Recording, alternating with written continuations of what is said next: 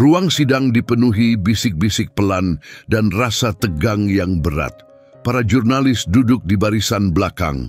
Beberapa mencatat dengan cepat di buku mereka. Yang lain terdiam saat kamera merekam semuanya dari balik kaca pelindung. Ini bukan hari biasa di pengadilan. Kasus ini adalah salah satu yang paling emosional yang pernah terjadi di kota itu selama bertahun-tahun. Kasus ini melibatkan tuduhan kekerasan yang serius dan satu-satunya saksi yang melihat kejadian itu adalah seorang gadis kecil berusia 3 tahun bernama Lucia. Tidak ada yang tahu bagaimana sidang ini akan berlangsung. Bahkan para pengacara paling berpengalaman pun ragu tentang menempatkan anak sekecil itu di depan ruang sidang. Apakah dia akan mengerti apa yang sedang terjadi? Apakah dia bisa berbicara? Hakim, seorang wanita yang dikenal bijaksana dan penuh belas kasih, menatap map tebal di depannya. Ia telah membaca ulang kasus itu berkali-kali, tetapi masih banyak pertanyaan yang belum terjawab.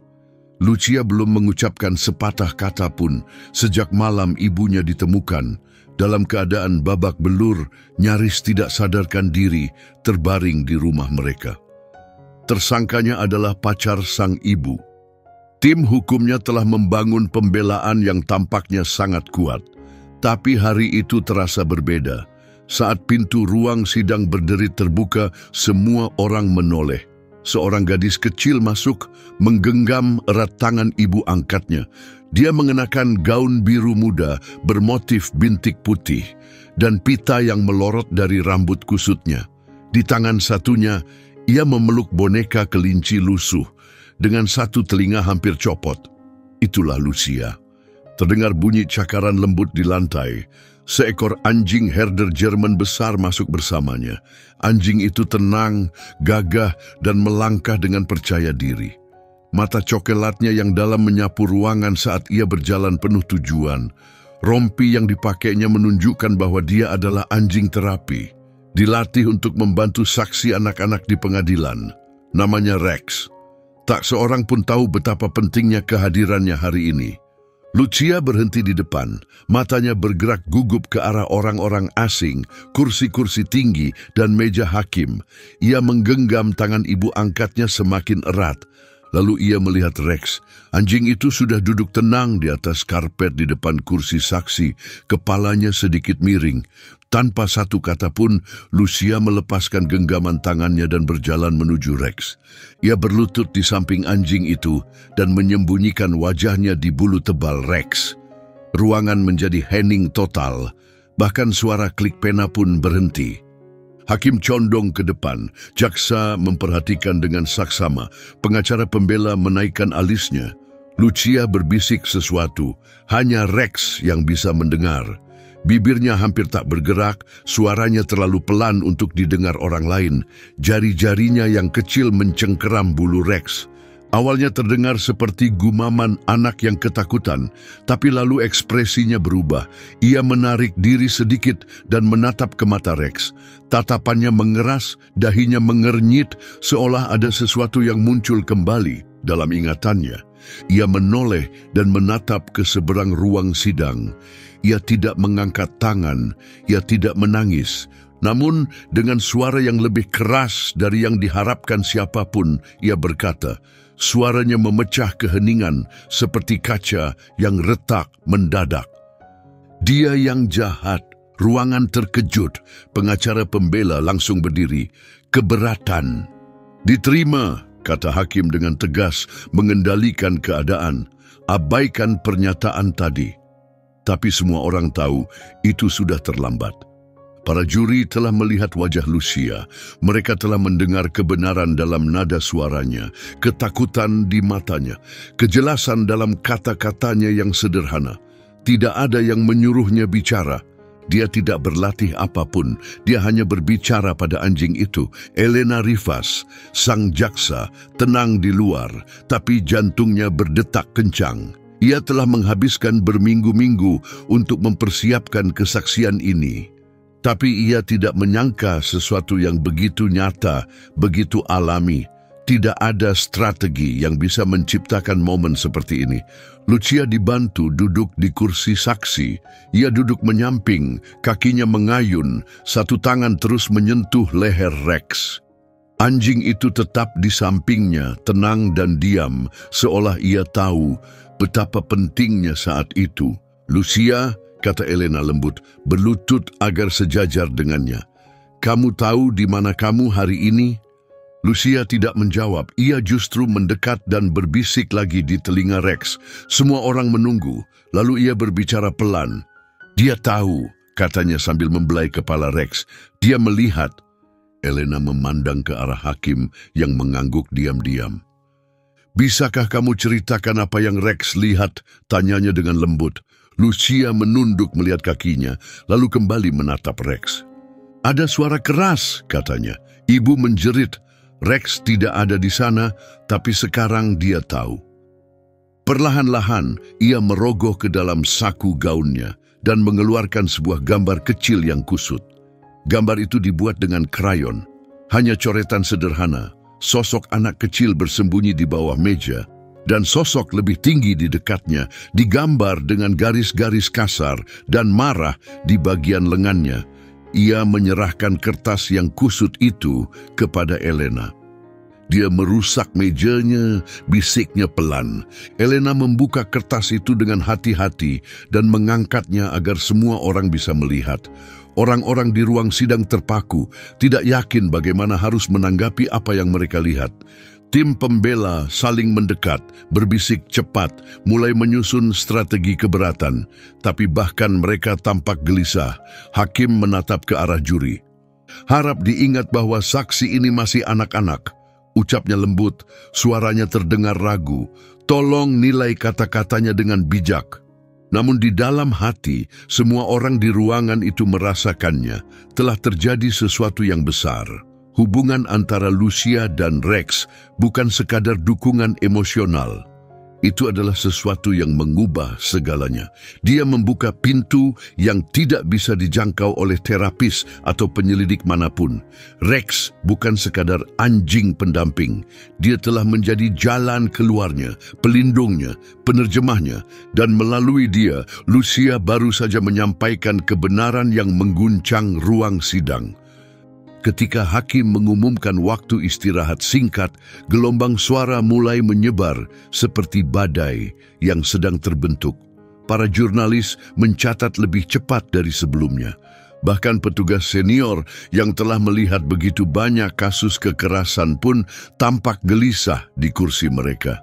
Tapi Lucia tetap diam, duduk di samping Rex di kursi saksi, tidak terganggu oleh kehebohan yang ia timbulkan. 4 kata kecil itu terus terngiang dalam keheningan. Dia yang jahat. Begitu sederhana, begitu pasti, begitu menghancurkan. Pihak pembela cepat bereaksi. Ricardo Morales, pengacara tajam yang dikenal dingin dan agresif saat menanyai saksi, berdiri dengan kaku dari kursinya. "Kami meminta agar pernyataan anak tersebut sepenuhnya dikesampingkan," katanya. "Dia masih sangat kecil dan mungkin belum bisa membedakan antara imajinasi dan kenyataan."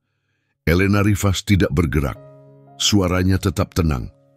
"Dia tidak sedang berbicara kepada pengadilan," ujarnya. "Dia sedang berbicara kepada anjing. Tidak ada yang membimbingnya, tidak ada yang mengarahkan. Itu datang dari dalam dirinya." "Kebenaran tidak selalu datang seperti yang kita harapkan," tambahnya, "tapi kebenaran selalu menemukan jalannya." Hakim Ortega mengangkat tangan, menghentikan perdebatan yang mulai memanas. "Cukup, saya akan meninjau permintaan ini selama waktu istirahat." Palunya diketuk tajam. Sidang diskors selama 20 menit. Seluruh ruangan seolah menghela napas bersamaan. Lucia tidak bergeming. Ia tetap meringkuk di samping Rex, tangannya yang kecil membelai bulu anjing itu dengan lembut. Badai ketegangan di sekelilingnya tak lagi menyentuhnya. Rex menanggung semuanya untuknya. Di luar ruang sidang, Elena bersandar pada dinding lorong. Ubin yang dingin membuatnya tetap tenang saat pikirannya terus berputar. Saat kasus ini pertama kali tiba di mejanya, rasanya seperti tidak ada harapan. Sang ibu terlalu terluka untuk bisa memberikan kesaksian yang jelas, dan Lucia benar-benar berhenti bicara. Bukti yang ada pun lemah dan tercerai-berai. Mereka hanya punya beberapa laporan medis, memar, dan keheningan hingga Rex masuk ke dalam cerita.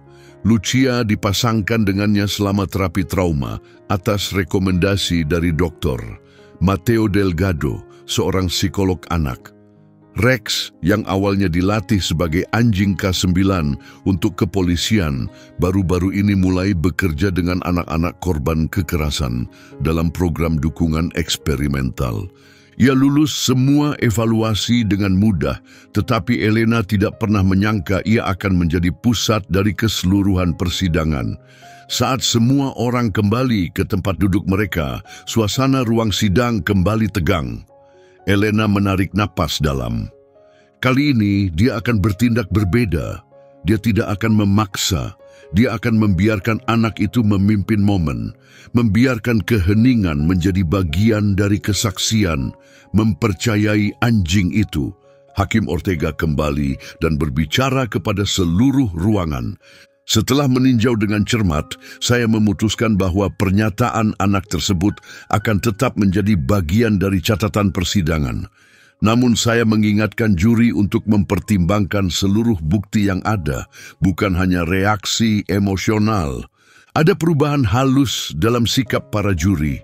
Mereka telah melihat Lucia, mereka telah mendengarnya bicara. Ini bukan luapan emosi, ini adalah ingatan yang muncul kembali. Elena kembali mendekati kursi saksi dan perlahan berlutut di sampingnya. "Halo Lucia," ucap Elena lembut. "Kamu ingat aku?" Lucia tidak mengangkat kepalanya. Jari-jarinya yang kecil bermain pelan dengan tali di rompi Rex. "Aku Elena," lanjutnya dengan suara lembut. "Bolehkah aku tanya sesuatu?" Lucia tetap diam. Elena terdiam sejenak. Lalu tanpa mengubah nada suaranya, ia berbalik dan berbicara pada anjing itu, meniru cara Lucia sebelumnya. "Rex," bisiknya. "Bisakah kamu bantu Lucia bercerita lebih banyak kepada kami? Mungkin kamu juga ingat apa yang terjadi." Mata Lucia bergerak naik, sesaat senyum kecil hampir muncul di wajahnya. "Dia sudah cerita ke kamu," gumam Lucia kepada anjing itu. "Sekarang kamu tahu." Elena melembutkan suaranya lagi, membiarkan keheningan menyelimuti mereka seperti selimut. "Lucia," tanyanya pelan, "apa sesuatu terjadi malam saat ibumu terluka?" Lucia mengangguk perlahan. Lalu ia mendekat ke telinga Rex dan membisikkan sesuatu yang hanya bisa didengar oleh anjing itu. Rex tetap diam, kecuali ekornya yang bergerak sedikit. "Apa yang kamu bilang ke dia, sayang?" tanya Elena pelan. Suara Lucia terdengar gemetar. "Aku bilang, dia yang buat suara keras itu." "Yang jahat?" tanya Elena dengan hati-hati. Lucia mengangguk. "Rex ada di sana malam itu." "Tidak," jawab Lucia, "tapi dia dengar aku. Dia dengarkan. Dia tidak bohong." Suara pelan mengejut terdengar di seluruh ruang sidang. Pihak pembela segera mengajukan keberatan, tapi hakim mengizinkan Elena untuk melanjutkan. Dengan lembut, ia meletakkan buku mewarnai di depan Lucia dan mendorong beberapa krayon ke arahnya. "Kamu mau gambar sesuatu untuk Rex? Mungkin sesuatu yang kamu ingat dari malam itu?" Lucia ragu-ragu, lalu memilih 2 krayon, 1 biru, 1 merah, dan mulai menggambar perlahan dalam diam. Ia menggambar sebuah ruangan, tempat tidur, meja. Lalu ia menggambar sosok kecil di bawah meja, lutut ditarik ke dada. Di seberang ruangan, ia menambahkan sosok lain, lebih besar dengan coretan merah liar di sekitar tangannya. Elena menunggu dengan sabar sampai Lucia meletakkan krayon. "Bisa kamu bilang siapa ini?" tanya Elena, menunjuk ke sosok tinggi di gambar itu. Tangan Lucia tetap tenang. Dia teriak, katanya, "Ibu jatuh, meja patah." Itu bukan pernyataan panjang, tapi itu segalanya. Elena berdiri, membawa gambar itu ke hakim dan memasukkannya sebagai bukti. Di bangku penonton, seseorang menangis pelan di balik tisu. Salah satu juri berkedip cepat, jelas tersentuh. James Morales segera berdiri menuntut kesempatan untuk menginterogasi saksi. Dengan segala hormat yang mulia, katanya, anak ini bahkan belum cukup umur untuk masuk taman kanak-kanak. Tidak masuk akal jika sebuah gambar dengan krayon menentukan masa depan seseorang. Hakim mengangkat alisnya, tapi faktanya kita sedang menghadapinya sekarang. Silakan lanjutkan. Morales berjalan perlahan mendekati kursi saksi. Lucia, ucapnya dengan nada tenang. Kamu tahu apa itu bohong? Lucia tidak menjawab. Bagaimana kalau aku bilang Rex bahkan tidak ada di malam itu? Bagaimana dia bisa tahu apa yang terjadi? Lucia menunduk sejenak, lalu menatap langsung ke arahnya. Suaranya tegas, meski bibirnya sedikit bergetar. Dia tahu karena aku bilang ke dia, katanya. Dan aku tidak pernah bohong ke dia. Cuman orang jahat yang bohong. Elena menahan napasnya. Morales terdiam sejenak, kepercayaan dirinya mulai goyah. Ia melanjutkan pertanyaannya, tapi tak ada yang berhasil. Tak ada yang terasa penting setelah jawaban itu. Hakim memanggil waktu istirahat lagi. Di lorong, Elena melihat dokter, Mateo Delgado, spesialis trauma anak, bersandar di dekat pintu ruang sidang. Aku tidak menyangka dia akan bicara sebanyak itu, kata Elena pelan. Belum sekarang, tidak dengan cara seperti itu. Dr. Delgado mengangguk pelan. Rex membuatnya merasa aman. Dia membantunya bicara dengan cara yang tidak bisa dia lakukan sendiri. Kebanyakan anak tidak bisa mengungkapkan trauma lewat kata-kata. Tapi mereka mengingatnya, dan ketika mereka merasa terlindungi, semuanya keluar. Elena berbisik, dia lebih kuat dari yang aku bayangkan. Dr. Delgado mengoreksinya dengan lembut. Dia selalu kuat, dia baru saja akhirnya didengar. Di dalam ruang sidang, Lucia tetap meringkuk di samping Rex, memeluk lehernya. Ia terus-menerus berbisik kepadanya. Kamu ingat kan? Rex menjilat pipinya dengan lembut. Itu sudah cukup sebagai jawaban baginya. Keesokan paginya, suasananya berubah. Ada energi yang berbeda di udara, seolah semua orang tahu mereka akan menyaksikan sesuatu yang penting. Orang-orang masuk ke ruangan nyaris tanpa suara. Tak ada obrolan, tak ada suara langkah. Rasanya seperti tempat suci. Bukan karena otoritas hukum atau ritual persidangan, tapi karena seorang anak kecil yang mengucapkan 4 kata dan berhasil mengubah segalanya. Lucia datang dengan tenang, menggenggam tangan ibu angkatnya. Di belakang mereka, Rex masuk dengan langkah tenang dan mantap. Petugas pengadilan yang biasanya kaku berjongkok sebentar dan mengelus lembut telinga anjing itu. Lucia tidak membawa boneka kelincinya hari ini. Ia tidak membutuhkannya lagi. Ia sudah punya Rex. Elena sudah duduk di meja jaksa, meninjau catatannya ketika seseorang menepuk pundaknya.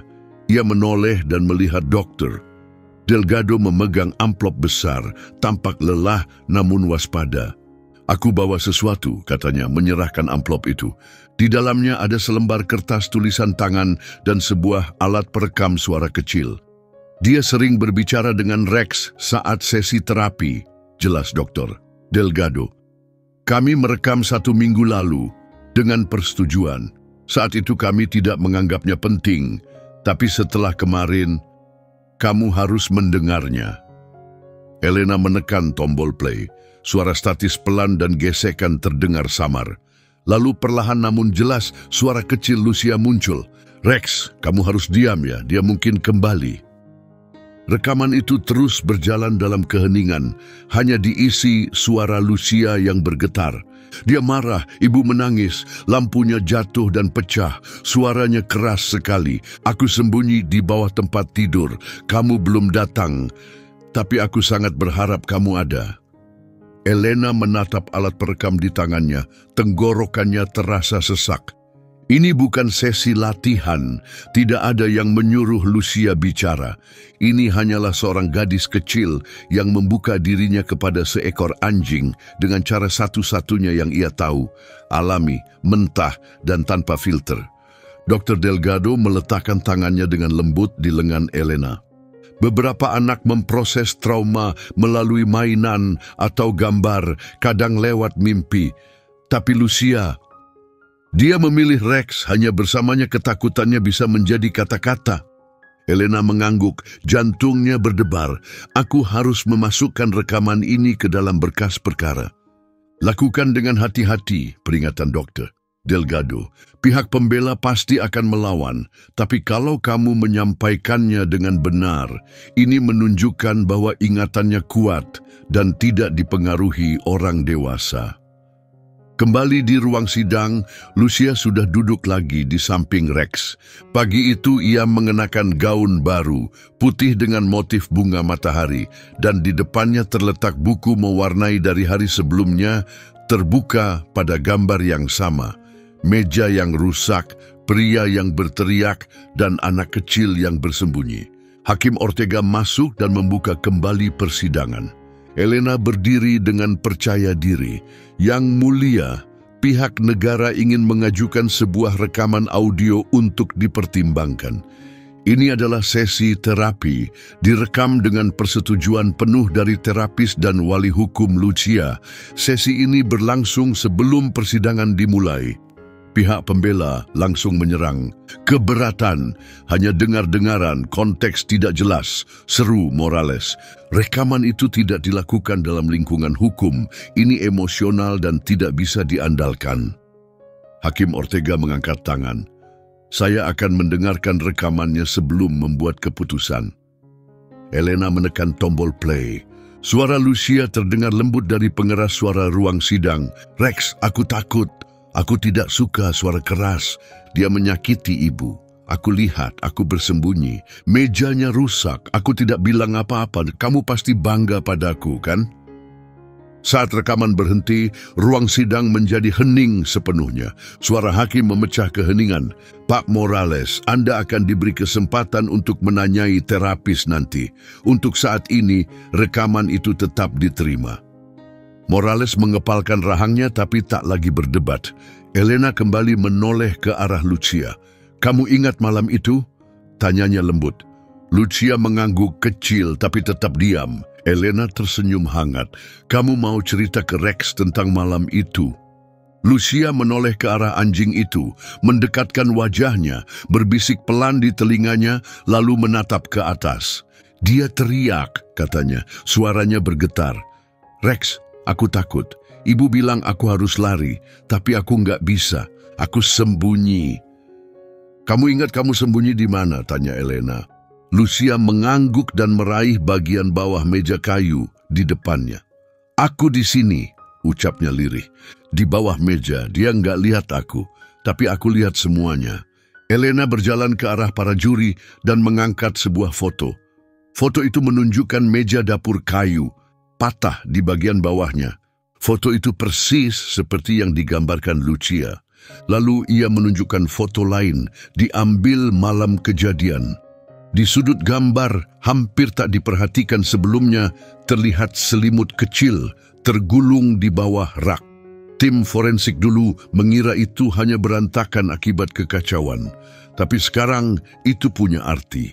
Yang mulia, kata Elena tenang, kami siap menghadirkan seorang psikolog forensik yang akan menjelaskan tentang memori trauma pada anak-anak, khususnya seusia Lucia, dan mengapa ingatannya adalah sesuatu yang wajar dan konsisten. Morales mendengus. Silakan bawa 10 ahli pun, tapi tetap saja ini hanya anak kecil yang percaya anjingnya bisa bicara. Lucia langsung menoleh tajam ke arahnya untuk pertama kali. Ekspresinya tenang, tapi dingin. Aku nggak bicara sama kamu, ucapnya. Aku cuma bicara sama Rex. Beberapa anggota juri tersenyum kecil, bahkan bibir hakim terlihat sedikit terangkat.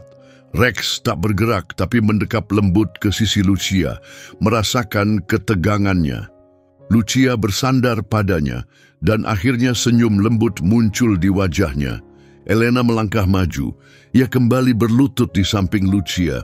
Lucia, kamu mau cerita ke Rex apa yang terjadi saat polisi datang? Lucia mengangguk. Mereka bawa dia pergi. Aku di bawah selimut, aku nggak bergerak, lampunya merah biru kedap-kedip. Aku lihat ibu, dia tergeletak di lantai. Ruangan menahan napas, tak ada satu pun yang berpaling. Lalu Lucia menambahkan sesuatu yang tak disangka siapapun. Kalau Rex ada, dia pasti gonggong.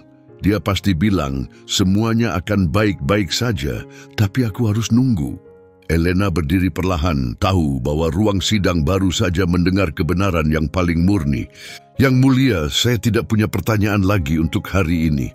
Saat hakim membebaskan Lucia dari kursi saksi, ia berbalik dan memeluk Rex erat-erat. Ia tetap seperti itu cukup lama, enggan melepaskan. Lalu ia mendekat dan membisikkan sesuatu. Begitu pelan, hanya Rex yang bisa mendengar, tapi kata-katanya tidak penting. Keheningan yang menyusul berbicara lebih keras dari apapun yang bisa ia ucapkan. Sore harinya, Elena Rivas duduk sendirian di kantornya, mengenakan headphone dan menatap video yang dijeda di laptopnya. Itu adalah rekaman kamera keamanan berkualitas rendah yang dikirim beberapa minggu sebelumnya oleh seorang tetangga. Kameranya mengarah sebagian ke jendela apartemen lama Lucia. Saat itu, rekaman ini dianggap tidak penting. Audionya teredam dengan gerakan yang tidak jelas dan gambar yang buram. Rekaman itu disimpan dalam folder bernama Relevansi Rendah. Tapi setelah mendengar kesaksian emosional Lucia di pengadilan, Elena mulai mempertimbangkan ulang semuanya. Ia menekan tombol play. Waktu pada layar menunjukkan pukul 21.47. Suara statis memenuhi speaker, diselingi bunyi samar. Tiba-tiba terdengar teriakan keras. Lalu suara benturan, suara nyaring, tipis dan sulit dikenali. Elena menghentikan video, memundurkannya dan memutarnya dalam kecepatan lambat. Suara itu terdengar lagi. Sembunyi. Elena langsung duduk tegak, terkejut. Apakah itu suara Lucia? Ia meningkatkan kualitas audio sebisa mungkin dan memutarnya ulang. Waktu dan suaranya cocok dengan cerita Lucia. Teriakan, suara keras, suara kayu yang patah. Lalu suara kecil itu kembali. Rex, sembunyi. Rex memang tidak ada di sana malam itu, tapi dalam ingatan Lucia, ia mengaitkan kejadian itu dengan Rex, menggunakan kehadirannya sebagai cara aman untuk mengingat kembali sesuatu yang dulu terlalu menyakitkan untuk dibicarakan. Berkat Rex, kini ia merasa cukup aman untuk mengingat hal-hal yang dulu ia kubur dalam-dalam. Elena segera menghubungi seorang ahli forensik audio. Keesokan paginya, ruang sidang kembali penuh. Elena berdiri di depan pengadilan dengan penuh keyakinan. Sebuah layar telah dipasang di sampingnya. Yang mulia, dengan izin Anda, kami ingin memutar rekaman audio yang telah disempurnakan, dikirim oleh seorang tetangga pada malam kejadian. Hakim mengangguk. Silakan, lampu diredupkan sedikit dan layar menyala. Rekaman ini diambil sebelum siapapun tahu tentang pernyataan anak ini, jelas Elena. Suaranya tidak dikenali sampai kemarin. Video pun mulai diputar. Waktu pada layar menunjukkan pukul 21.47, suara keras terdengar di ruang sidang, mengejutkan bahkan mereka yang sudah tahu ceritanya. Terdengar suara pria marah berteriak, meski tak jelas kata-katanya. Lalu suara benturan lagi, dan kemudian samar namun jelas. Rex, sembunyi! Ruang sidang langsung bereaksi, terdengar napas terkejut. Elena menghentikan video. Lucia telah mengucapkan kata-kata itu secara persis dalam sesi terapi dan juga di ruang sidang ini. Dia tidak diarahkan, tidak ada yang menyuruhnya mengatakan itu. Rekaman ini membuktikan bahwa dia ada di tempat kejadian dan sepenuhnya sadar akan apa yang terjadi. Dia mengingatnya, dia mengalaminya, dan sekarang melalui ikatan dengan Rex, dia akhirnya bisa mengungkapkannya. Morales langsung berdiri. Itu spekulasi. Anjing tidak... Elena tidak bergeming. Bukan anjingnya, Tuan Morales, tapi kepercayaannya. Hakim menolak keberatan Morales, dan di wajah Morales kepercayaan dirinya mulai retak. Elena melanjutkan, kami juga menghadirkan petugas Javier Cruz, salah satu petugas pertama di lokasi, untuk memberikan kesaksiannya. Petugas Cruz maju, seragamnya rapi, wajahnya tenang. Ketika kami tiba, katanya, sang ibu ditemukan tak sadarkan diri di dapur. Ada pecahan kaca, meja rusak, dan tanda-tanda jelas perkelahian. Beberapa menit kemudian, kami menemukan seorang anak bersembunyi di bawah selimut dekat lemari lorong.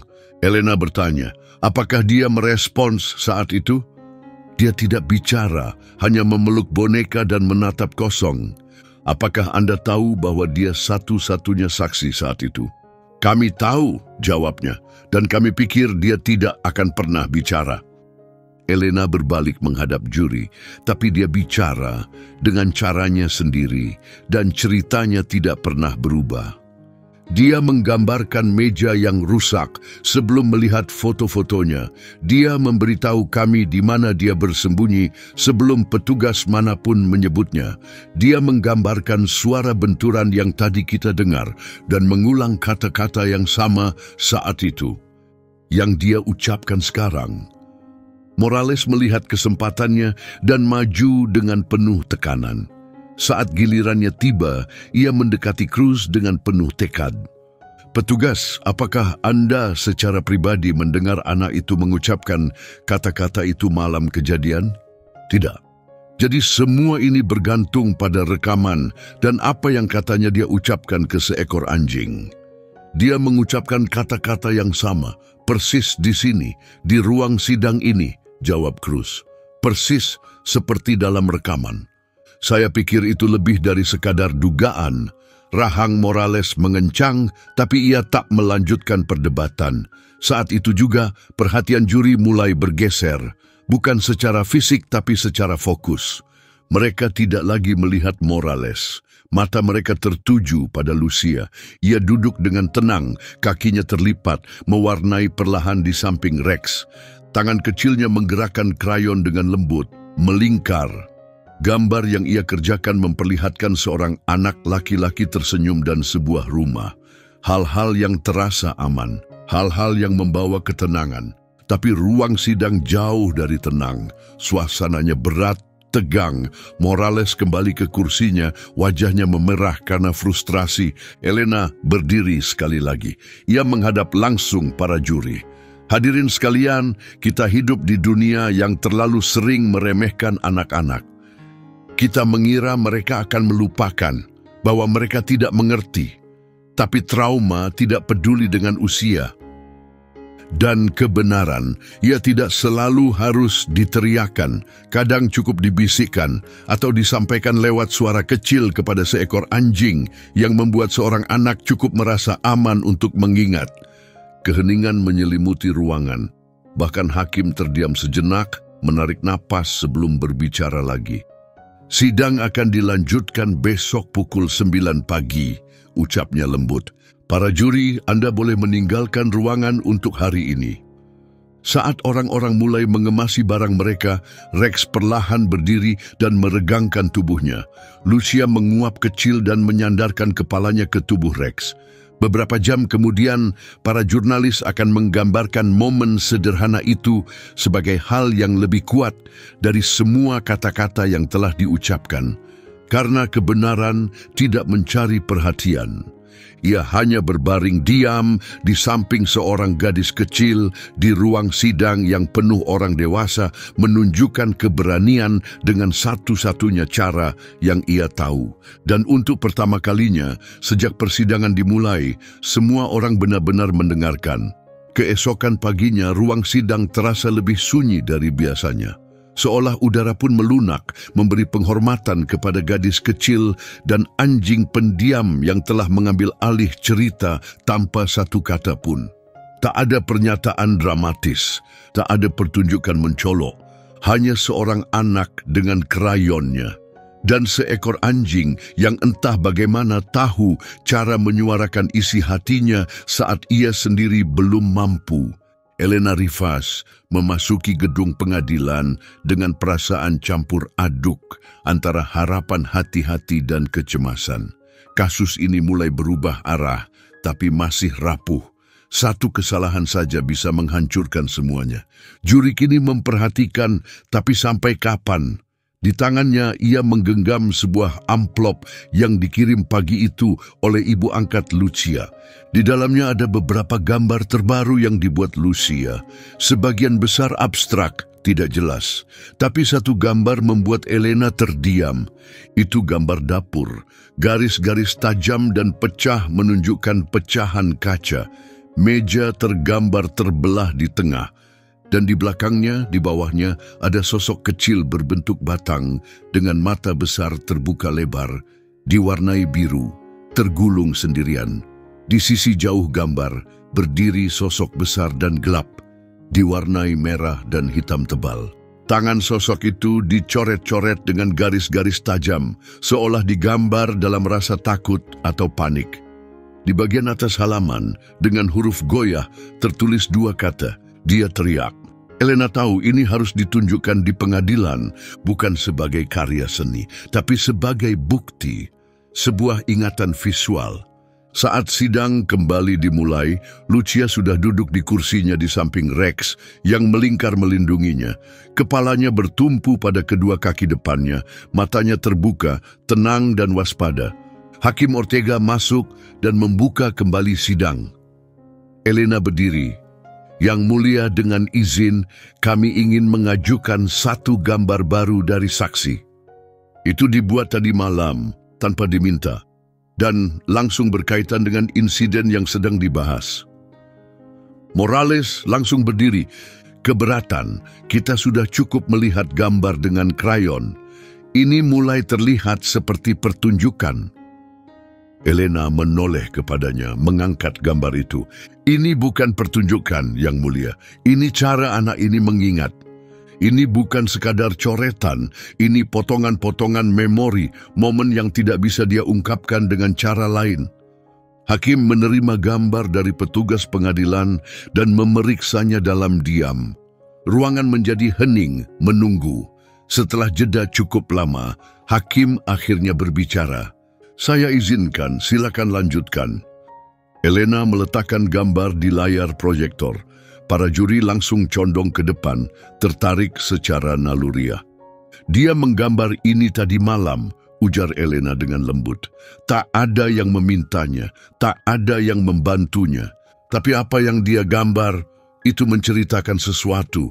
Ia melangkah ke layar menunjuk, ini dapurnya. Meja yang patah ini, lanjut Elena, persis seperti di foto TKP, dan di sini, di bawahnya, ada Lucia, seperti yang dia ceritakan, sedang bersembunyi. Ia menunjuk sosok besar dan gelap di layar, dan ini, katanya, adalah orang yang dia yakini menyakiti ibunya. Ia berhenti sejenak, lalu menoleh lembut ke Lucia.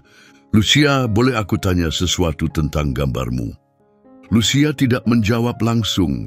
Ia hanya memegang lembut telinga Rex di antara jari-jarinya. Elena menurunkan tubuhnya di sampingnya, menjaga jarak dengan hormat. Itu siapa? Tanyanya sambil menunjuk ke sosok gelap besar di layar. Lucia melihat ke layar, lalu ke anjingnya. Itu waktu dia teriak, bisiknya. Dia bilang ibu bodoh. Suara Elena tetap lembut. Dia besar sekali ya, dia lihat kamu enggak? Lucia menggeleng, aku di bawah, kayak tikus. Apa yang terjadi sama mejanya? Tanya Elena. Dia tendang, gumam Lucia. Ibu kena dan jatuh. Terdengar desahan pelan di antara hadirin. Salah satu juri menutup mulutnya. Elena membiarkan ruangan tenang sejenak sebelum bertanya, dan apa yang kamu rasakan waktu itu, Lucia? Lucia tidak menjawab, tapi ia mendekat ke Rex dan berbisik, aku harap kamu ada di sana. Elena berdiri dan berbicara kepada pengadilan. Yang penting di sini bukan hanya kata-kata Lucia, tapi bagaimana ingatannya, gambarnya, dan bukti fisik. Semuanya menceritakan kisah yang sama. Meja yang rusak, kaca yang pecah, luka memar. Ini bukan sekadar emosi. Ini fakta, dan ini datang dari seorang anak yang terlalu kecil untuk mengarang cerita demi keuntungannya sendiri. Hakim mengangguk pelan, mencerna semuanya. Tapi Morales belum selesai. Saat gilirannya tiba, ia berdiri dan maju ke depan, ekspresinya penuh keraguan. "Lucia," katanya, "apa gambar itu cuma sesuatu yang kamu bayangkan?" Lucia tetap diam. "Mungkin itu cuma mimpi. Anak-anak kan sering bermimpi, ya?" Masih tidak ada jawaban. Ia menoleh ke arah hakim. "Izin mendekati saksi?" Hakim mengangguk. "Silakan." Morales berjongkok di samping Lucia mencoba tampak ramah. "Halo Lucia, anjingmu itu baik sekali, ya?" Lucia memalingkan wajahnya. "Rex teman terbaikmu, ya?" Lucia mengangguk kecil. "Kamu sering cerita ke dia?" Lucia kembali mengangguk. "Kamu pernah cerita-cerita pura-pura ke dia? Cerita yang kamu karang sendiri?" Lucia mengedip pelan, bingung. "Cuma cerita yang benar," jawabnya. "Kamu yakin?" desak Morales. "Bagaimana kalau pria itu nggak sengaja nyakitin ibumu? Gimana kalau dia cuma terpeleset?" Elena langsung berdiri. Keberatan. Pertanyaan memancing. "Diterima," kata hakim tegas. Morales menarik napas, lalu mencoba sekali lagi. "Kamu tahu kan gambar nggak bisa bicara?" Lucia mengangkat kepalanya dan menjawab pelan, "Tahu, tapi mereka ingat." Suaranya tidak keras, tidak ada drama. Tapi ada sesuatu yang kembali berubah di ruang sidang. Keheningan, gumaman pelan dari para penonton. Hakim mengangguk pelan. "Catat pernyataan anak ini dalam berita acara." Saat Morales kembali ke kursinya, tampak goyah. Elena merasakan gelombang tenang keyakinan. Para juri tidak hanya memperhatikan lagi, mereka mulai terhubung. Lucia bukan sekadar saksi yang mengingat peristiwa, dia telah menjadi inti dari kasus ini. Sebelum hakim menutup sidang hari itu, Lucia membuka mapnya sekali lagi dan mengeluarkan satu gambar lagi. Tanpa mengatakan apapun, ia berjalan ke arah Elena dan menyerahkannya. Itu gambar Rex. Di sampingnya berdiri seorang anak kecil yang tersenyum. Di atas mereka ada gambar hati. Di bagian bawah ditulis dengan krayon ungu, "Rex nggak takut." Elena menatapnya. "Tidak," katanya lembut. "Rex nggak takut dan kamu juga nggak." Untuk pertama kalinya sejak persidangan dimulai, Lucia tersenyum sungguhan. Gambarnya, diamnya, dan anjing di sisinya telah mengatakan lebih dari kebanyakan kata-kata. Suasana di ruang sidang telah berubah, bukan dari segi aturan, tapi dari hati. Semua orang, dari juri hingga staf, kini memandang Rex dengan cara yang berbeda. Dia bukan sekadar anjing pendamping lagi.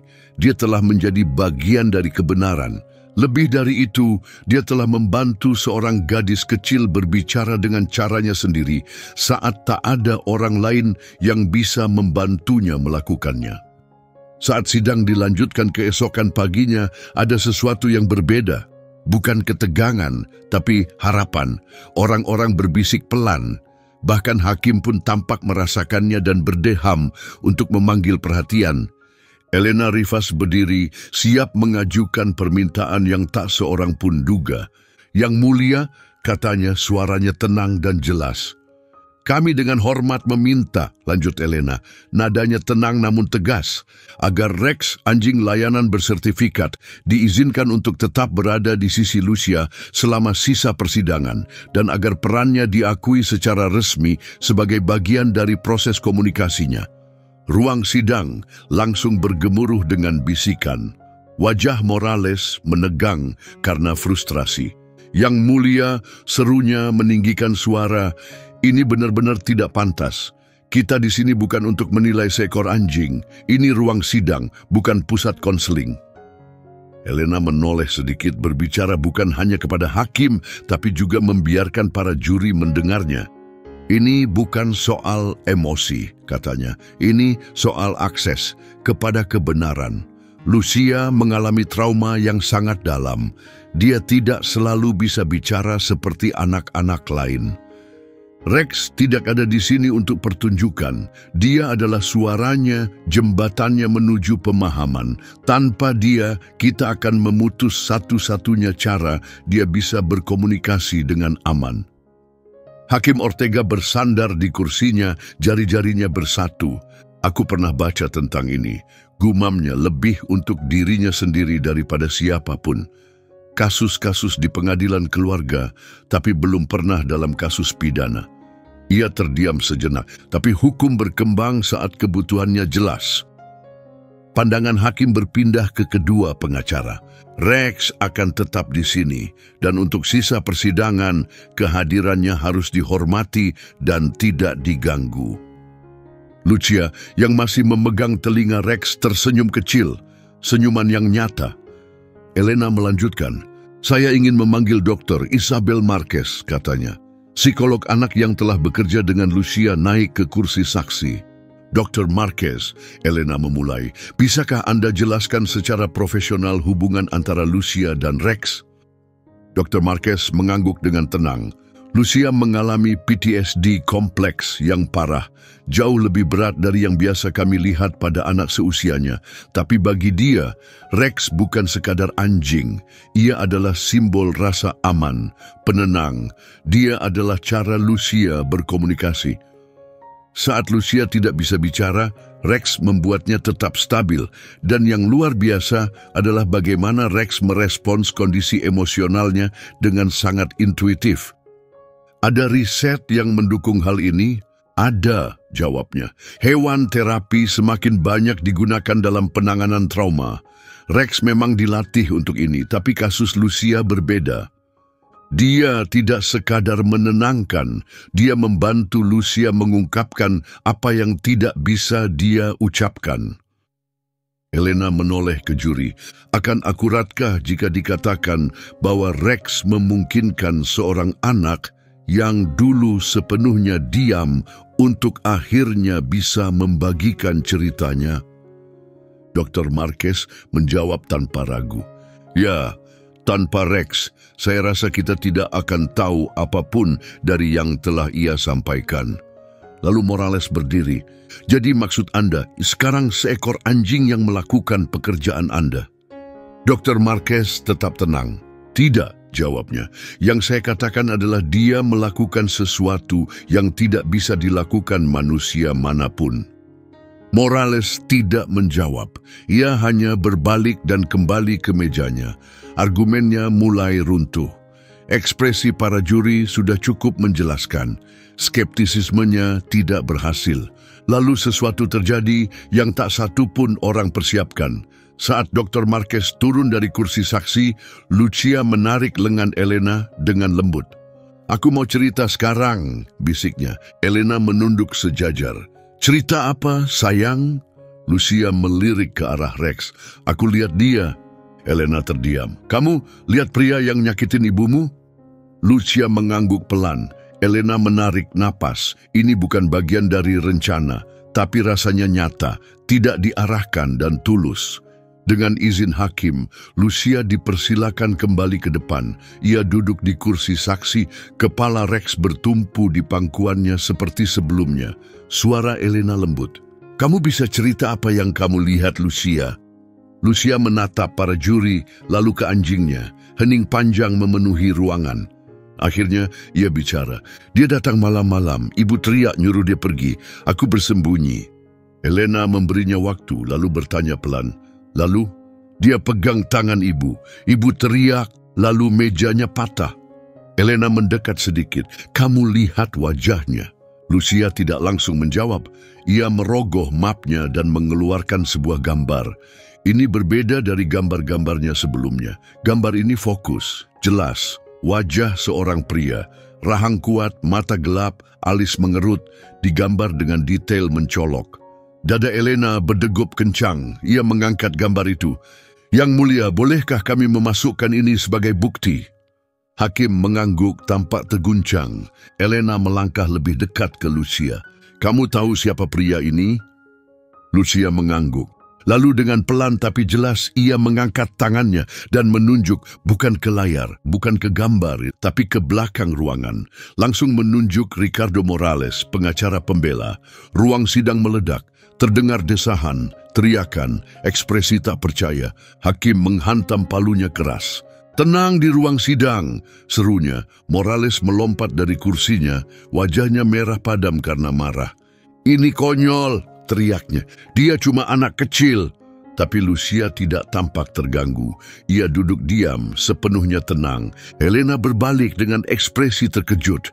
"Yang mulia, anak ini baru saja mengidentifikasi Tuan Morales sebagai pria yang ia lihat."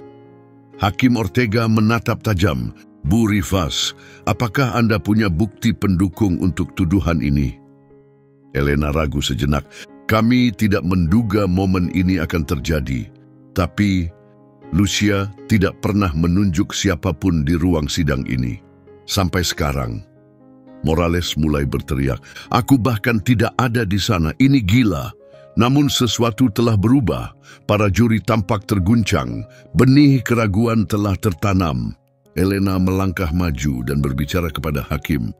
"Yang mulia, kami meminta waktu istirahat sementara untuk menyelidiki klaim ini."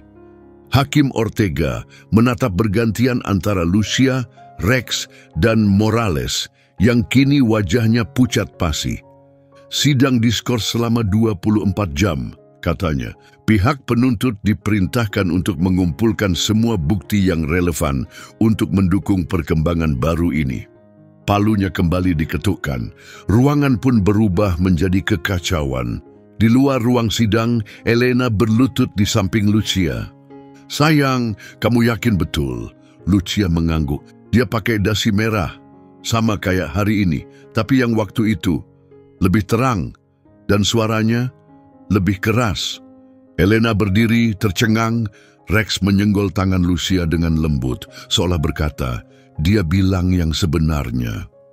Gedung pengadilan bergema dengan bisik-bisik dan spekulasi. Berita tentang identifikasi mengejutkan dari Lucia menyebar dengan cepat. Judul-judul berita mulai bermunculan. Pengacara pembela dituding oleh balita dalam kejutan ruang sidang. Anak kecil dan anjing polisi bongkar kasus besar lewat tuduhan mengejutkan. Di kantor Kejaksaan Negeri, Elena mondar-mandir menggenggam ponselnya erat. "Aku nggak peduli seberapa malam ini," katanya tajam. "Aku butuh pemeriksaan latar belakang lengkap tentang Ricardo Morales. Rekening bank, riwayat telepon, dokumen perjalanan, semuanya." Detektif Alan Brooks berdiri di dekatnya, tangan terlipat. Rex berbaring tenang di sampingnya. "Dia nggak salah," ujarnya pelan, menunjuk ke gambar wajah yang dibuat Lucia di ruang sidang. Kemiripannya terlalu jelas untuk diabaikan.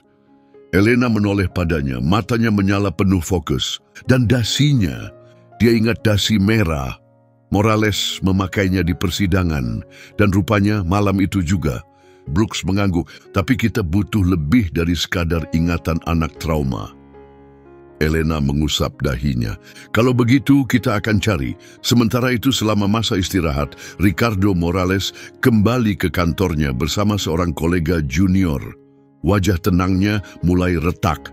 "Dia baru 3 tahun," teriaknya. "Gimana bisa begini? Anak kecil dan anjing, itu aja bukti mereka."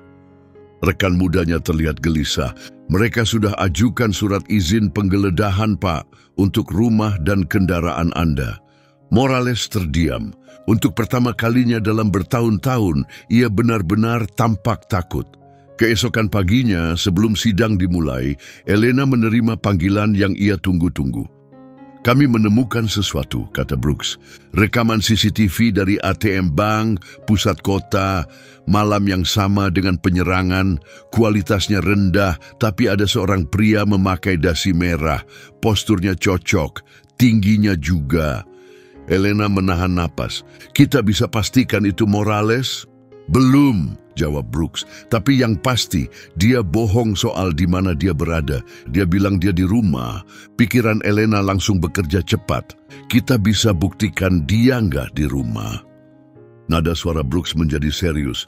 Ponselnya terdeteksi dekat apartemen korban, 10 menit sebelum panggilan darurat masuk. Lutut Elena terasa lemas. "Kita dapat dia." Kembali di ruang sidang, Hakim Ortega menyapu pandangannya ke seluruh ruangan. Suasana begitu tegang hingga seolah semua orang menahan napas.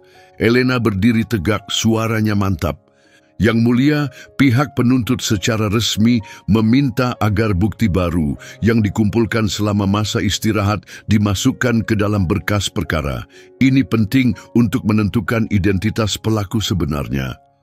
Morales juga berdiri, tapi kini suaranya terdengar goyah. Ini tidak sesuai prosedur. Anda membiarkan seorang anak kecil mengarahkan seluruh persidangan. Tatapan Hakim Ortega tajam.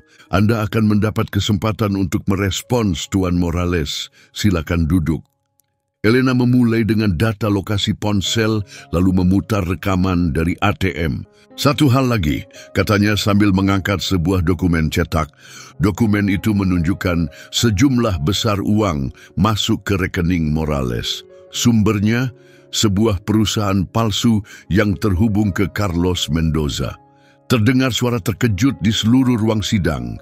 Carlos Mendoza, mantan pacar korban, yang dulu menjadi tersangka utama hingga tuduhan terhadapnya dibatalkan karena kurangnya bukti.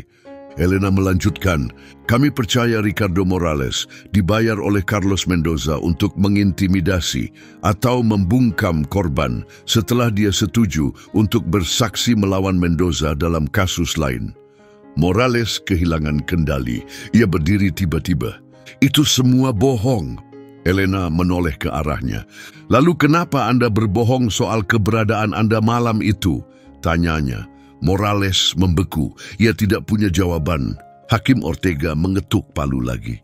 Tenang! Elena menghadap ke meja hakim. Yang Mulia, pihak penuntut secara resmi meminta agar Tuan Morales ditahan selama penyelidikan ini berlanjut. Wajah Morales pucat. Keyakinan yang sebelumnya ia pegang telah lenyap sepenuhnya. Ia tergagap. Jadi Anda lebih percaya anak kecil daripada saya? Elena menjawab dengan tenang. Tidak, kami percaya pada kebenaran yang dia ungkapkan. Saat itu juga Lucia yang sejak tadi duduk diam di samping Rex melakukan sesuatu yang tak terduga.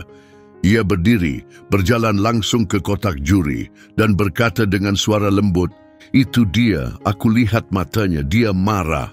Rex mengikuti dari belakang, ekornya rendah, seolah melindungi Lucia dari orang yang ia takuti. Ruang sidang sunyi senyap. Akhirnya Hakim Ortega berbicara. Tuan Morales, Anda ditahan sementara sambil kami melanjutkan proses dan mengevaluasi dakwaan resmi. Permohonan jaminan ditolak. Dua petugas mendekat dan menggandeng lengan Morales. Ia tidak melawan. Wajahnya tampak terkejut, seolah tak pernah terpikir bahwa ruang sidang yang dulu ia kuasai bisa berbalik melawan dirinya. Saat ia digiring keluar, matanya bertemu dengan mata Lucia. Tapi kali ini Lucia tidak menghindar. Ia menatap balik. Suara napas kolektif terdengar di ruang sidang. Elena perlahan mendekati Lucia dan berlutut di sampingnya. "Kamu sangat pemberani," bisiknya. Lucia meraih dan memeluknya. Rex juga mendekat dan menyatu dalam pelukan itu.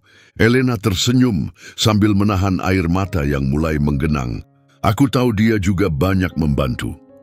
Di luar gedung pengadilan, para jurnalis berkerumun, mikrofon menyala saat Elena melangkah keluar ke bawah cahaya pagi. Benarkah balita berhasil mengungkap kasus ini? Apakah anjing itu benar-benar sepenting itu? Apakah Anda sudah curiga pada Morales sejak awal? Elena mengangkat tangan untuk menenangkan mereka. "Kami datang ke sini mencari keadilan," katanya. "Kami tidak pernah menyangka bahwa keadilan itu akan datang dari seorang anak dan seekor anjing. Tapi keadilan tidak peduli siapa yang mengungkapkan kebenaran. Yang penting, kebenaran itu muncul." Di dalam, Lucia duduk dengan Rex melingkar di kakinya. Untuk pertama kalinya dalam berbulan-bulan, ia membuka kotak krayonnya. Bukan untuk menjelaskan apa yang telah terjadi, tapi hanya untuk menggambar. Ia bebas, utuh, aman. Ruang sidang tetap tenang, bahkan lama setelah Ricardo Morales dibawa pergi dengan borgol di tangannya. Setiap orang yang hadir, hakim, juri, pengacara, dan para pengamat merasa terguncang. Bukan hanya karena seorang pengacara terkenal telah terbongkar, tapi karena kebenaran telah diungkap oleh seorang balita dan seekor anjing. Detektif Brooks berdiri di dekat jendela, menatap hujan yang mulai turun. Rex berbaring diam di sampingnya, telinganya bergerak lembut mengikuti suara di sekitarnya. Brooks membungkuk dan berbisik, "Kerja bagus, partner. Kami nggak akan bisa tanpa kamu." Ekor Rex bergoyang sekali, seolah ia mengerti arti dari kata-kata itu. Di seberang ruang sidang, Lucia duduk di antara wali angkatnya dan Elena. Ia menggenggam erat sebuah lencana plastik kecil, hadiah dari detektif Brooks. Bentuknya mirip dengan yang dipakai Rex. "Orangnya yang jahat udah pergi ya?" tanyanya pelan pada Elena. Elena mengangguk lembut. "Iya sayang, dia nggak akan menyakiti siapapun lagi." Lucia mengangguk pelan dan kembali ke buku mewarnainya. Kali ini gambar-gambarnya kembali cerah, matahari bersinar, pepohonan, seekor anjing bahagia, dan seorang gadis kecil tersenyum sambil memegang talinya. Di luar, konferensi pers sudah dimulai. Kamera berputar saat Elena berdiri di podium bersama detektif Brooks dan kepala polisi Mendel di sisinya. Kerumunan terdiam ketika Elena mulai berbicara. "Kami bangga melaporkan bahwa berkat seorang anak pemberani dan penyelidikan menyeluruh, orang yang bertanggung jawab atas serangan terhadap Marina Herrera kini telah ditahan. Hasil ini tidak akan mungkin tanpa kerja keras dari unit K9 kami, khususnya Officer Rex, dan keberanian luar biasa dari seorang gadis kecil yang sangat istimewa." Ia berhenti sejenak, membiarkan momen itu meresap. "Semoga ini mengingatkan kita semua, tidak ada suara yang terlalu kecil, tidak ada saksi yang terlalu muda, dan tidak ada lencana, entah dipakai di seragam atau dibalut bulu, yang terlalu kecil untuk mengungkap kebenaran." Para jurnalis langsung berebut bertanya, apakah Morales akan kehilangan izin praktik hukumnya? Apakah Lucia akan bersaksi lagi? Apakah kalian juga akan menuntut Carlos Mendoza?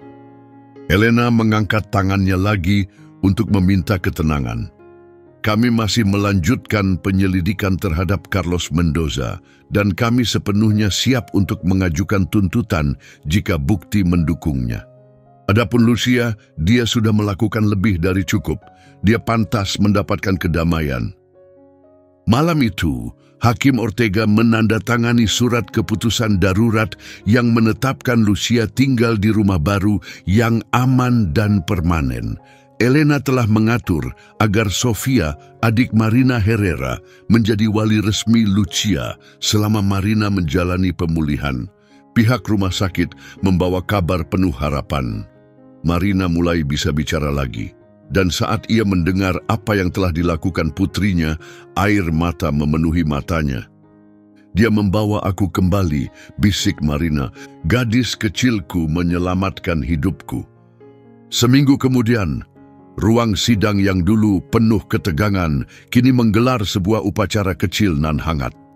Rex kini mengenakan rompi resmi K9, berdiri tegak di samping meja hakim saat Hakim Ortega menghampiri Lucia dan berjongkok agar sejajar dengannya. "Lucia," katanya lembut, "selama bertahun-tahun saya menjadi hakim, saya belum pernah melihat seseorang seberani kamu. Kamu berbicara saat tidak ada orang lain yang berani. Kamu membantu menghentikan orang berbahaya.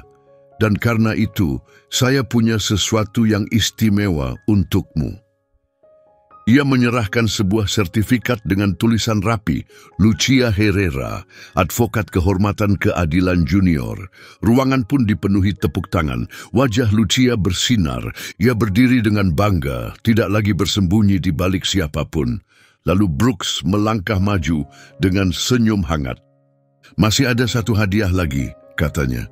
Ia bersiul pelan dan Rex berlari kecil sambil membawa sesuatu di mulutnya. Seekor boneka, anak anjing kecil. Rex meletakkannya dengan lembut di pangkuan Lucia. "Itu dari Rex," jelas Brooks. Lucia memeluk boneka itu erat-erat dan tertawa kecil. "Makasih, Rex." Anjing itu duduk di sampingnya, ekornya bergoyang pelan. Di momen itu, semua orang yang hadir bisa merasakannya. Ini bukan sekadar akhir dari sebuah persidangan. Ini tentang penyembuhan, kebenaran, dan kekuatan dari ikatan antara seorang gadis kecil dan anjing setia yang telah berdiri demi keadilan dengan cara mereka sendiri. Dalam minggu-minggu berikutnya, kisah Lucia menginspirasi banyak orang jauh di luar ruang sidang. Media membagikannya dengan penuh empati. Sekolah-sekolah membicarakannya di kelas, mengajarkan anak-anak pentingnya mendengarkan setiap suara, bahkan yang paling kecil. Elena mulai menerima pesan dari berbagai penjuru, beberapa dari guru dan orang tua, lainnya dari mereka yang pernah mengalami luka dalam diam. Mereka menulis tentang bagaimana kekuatan Lucia memberi mereka keberanian untuk akhirnya bicara. Banyak dari mereka hanya menuliskan, "Terima kasih karena telah percaya padanya." Sementara itu, Rex kembali bekerja, tapi kini dia sudah menjadi terkenal. Anak-anak mengirimkan kartu, gambar, dan camilan untuknya. Salah satu anak menulis, "Untuk Officer Rex, kamu pahlawanku. Kamu lindungi Lucia seperti superhero sungguhan." Brooks menggantung surat itu di dinding kantornya. Elena juga telah berubah. Ia menangani kasus-kasus baru dengan tekad yang lebih dalam.